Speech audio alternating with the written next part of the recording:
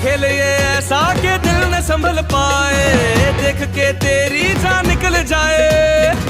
रोकना चाहोगे तो न रुकेंगे हम, मार के बाजी ये रहेंगे हम। जीत हो या हार हो, दिल में अपने प्यार हो, नाच नाच झूम झूम गले मिलेंगे। फिर सीटी बजेगी, स्टेज सजेगा और ताली बजेगी, अब खेल जमेगा। ला ला ला ला ला ला। मेरे दिल की ख्वाहिश है काश ऐसा मोमेंट आ जाए।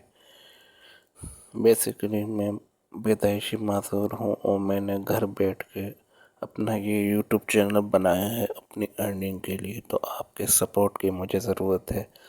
मेरे चैनल को सब्सक्राइब करें, वीडियो को लाइक और शेयर लाजमी करें।